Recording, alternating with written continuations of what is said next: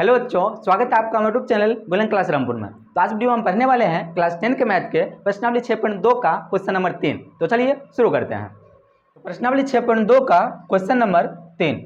तो तीसरा क्वेश्चन में दिया हुआ है कि आकृति 6.18 में यदि LM समांतर CB और LN समांतर CD हो तो सिद्ध कीजिए कि AM बटा AB बराबर AN बटा AD है। ठीक है, आप यहाँ क्वेश्चन में देख सकते हैं आकृति 6.18 में इसका चित्र दिया हुआ है और इस चित्र के माध्यम से हमें ये सिद्ध करना है। तो सबसे पहले हम इसका चित्र बना लेते हैं।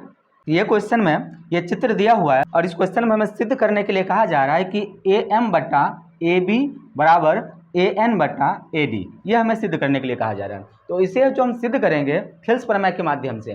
तो थेल्स प्रमेय में हमने पढ़ा था कि यदि किसी त्रिभुज के किसी दो भुजाओं को प्रतिच्छेद करने के लिए यदि तीसरी भुजा के समांतर कोई रेखा खींचा जाए तो बाकी का जो दोनों भुजा है ये दोनों भुजा एक ही अनुपात में विभाजित होगा। हमने थेल्स प्रमेय में पढ़ा था। इसी नियम का यूज करके हम इसको सिद्ध करेंगे।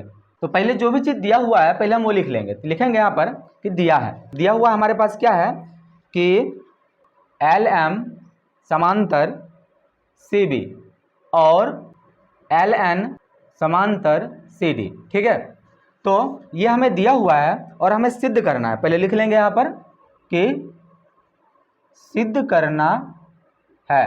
तो सिद्ध करना क्या है?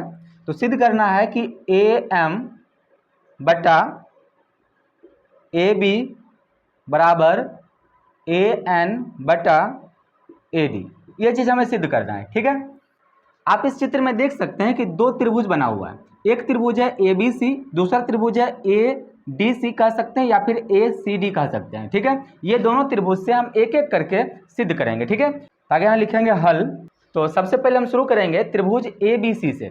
यहाँ जो ये त्रिभुज है त्रिभुज ABC, ठीक है, इस त्रिभुज से शुरू करेंगे। यहाँ लिखेंगे कि त्रिभुज ABC में, ठीक है, यहाँ देखिए अगर इस त्रिभुज को अगर हम अलग करते हैं तो कुछ इस प्रकार आएगा ये। ठीक है, तो इसी त्रिभुज से हमें थेल्स प्रमेय का यूज करना है। तो पहले इस त्रिभुज में हमारे पास दिया हुआ है, क्या दिया हुआ है कि लिखेंगे कि त्रिभुज में यदि LM समांतर CB, ये चीज़ हमारे पास दिया हुआ है। हम लिखेंगे कि इसलिए थेल्स प्रमेय से, आप यहाँ आधारभूत समानुपातिकता प्रमेय भी लिख सकते हैं या फिर प्रमेय नंबर 6.1 BC में लिख सकते हैं। ठीक है, तो इस प्रमेय से हमने पढ़ा था कि यदि ये जो रेखा है अगर कोई रेखा एक भुजा के समांतर होता है तो बाकी का दोनों भुजा उससे एक ही अनुपात में विभाजित होता है। तो हम यहाँ पर लिख सकते हैं कि AL बटा LC और AM बटा MB। ठीक है, हम लिख सकते हैं यहाँ पर कि AL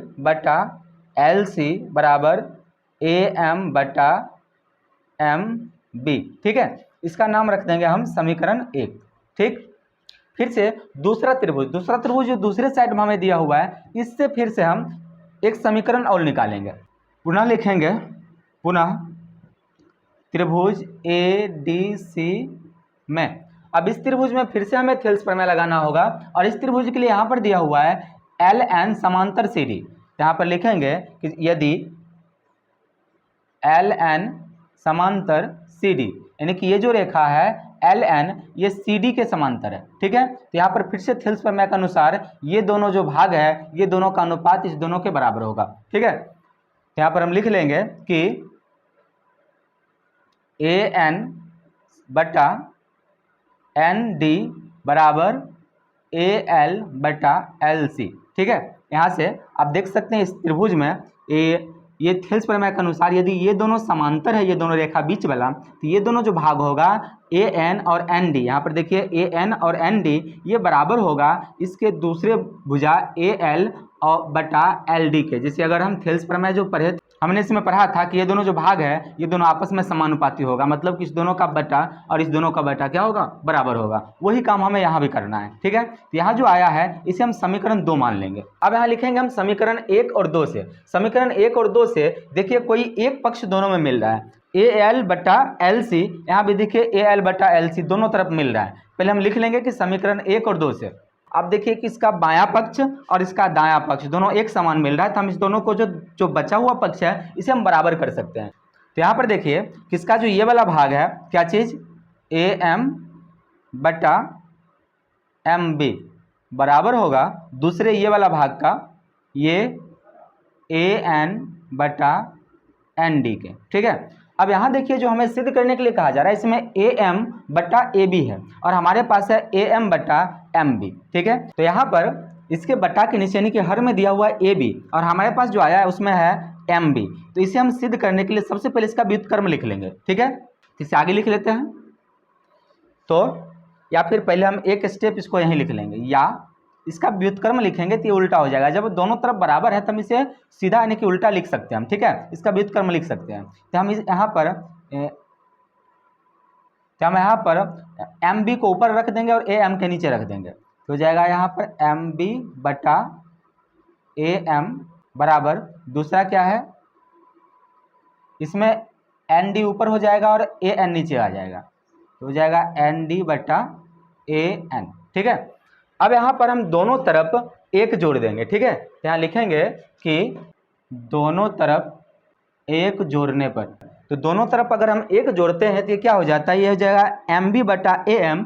ठीक है, तो हो जाएगा ये एम बी बटा ए एम प्लस एक बराबर, फिर इसमें भी एक जोड़ेंगे तो ये हो जाएगा एन डी बटा ए एन, इसमें भी प्लस एक। अब इसका भिन्न का जोड़ करके हम जो बनाएंगे उसके बाद जो सॉल्यूशन होके आएगा ये हमें सिद्ध हो जाएगा। ठीक है, यहाँ पर एक लगा सकते हैं हम नीचे और इसका जब एलसीएम लेंगे तो ये लिख सकते हैं हम क्या, ए एम। ठीक है, तो ये हो जाएगा एम बी प्लस इस दोनों को अगर भाग और गुना करते हैं तो फिर से यहाँ पर ए एम आ जाता है बराबर, फिर से यहाँ कर फिर से अगर इसको हम एलसीएम लेंगे तो ये हो जाएगा ए एन और फिर इसका इस दोनों को भाग लगाएंगे, दोनों कट जाएगा और फिर यहाँ एन डी और प्लस एक के भाग लगाएंगे और गुना करेंगे तो फिर से ए एन आ जाएगा यहाँ पर। अब यहाँ इसको चित्र में आप देख सकते हैं, यहाँ पर क्या है कि एम बी बटा ए एम। अब देखिए एम बी कहाँ पर है, यहाँ देखिए एम बी यहाँ पर है और ए एम यहाँ पर है। अगर हम इस दोनों भाग को जोड़ते तो पूरा ए बी कहलाएगा, यहाँ पर ए बी आ जाएगा ना, तो हम इसे एम बी और ए एम को जोड़ करके ए बी में बदल सकते हैं। ठीक है, बटा ए एम। अब इसे फिर से देखिए कि एम बी और ए एम कहाँ पर है, एम बी देखिए ये वाला भाग है। ठीक है, और ए एम ये वाला भाग है। अगर इस दोनों को हम जोड़ते हैं तो पूरा लाइन ए बी होता है ना, तो उसी प्रकार हम इस दोनों को जोड़कर ए बी में बदल दिए। फिर से उसी प्रकार आगे देखिए कि ये क्या है, एन डी और ए एन।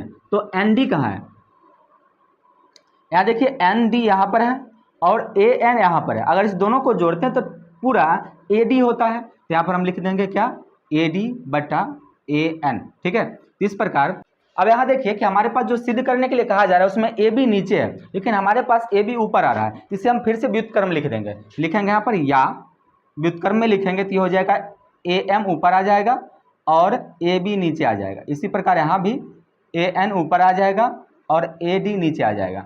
अब देखिए कि जो भी चीज़ हमें सिद्ध करने के लिए कहा जा रहा था वो यहाँ सिद्ध हो गया। ठीक है, यहाँ देखिए ए एम बटा ए बी बराबर ए एन बटा ए डी, उसी प्रकार ए एम बटा ए बी ए एन बटा ए डी, ये हमें सिद्ध करने के लिए कहा जा रहा था, ये हो गया प्रूव। ठीक है, इस प्रकार आप इस क्वेश्चन को बहुत आसानी से बना सकते हैं। आपको ये वीडियो कैसा लगा हमें कमेंट में जरूर बताइए। आपको ये वीडियो पसंद आया, वीडियो को लाइक करें, हमारे चैनल पर नए हैं चैनल को सब्सक्राइब जरूर करें। Thank you for watching.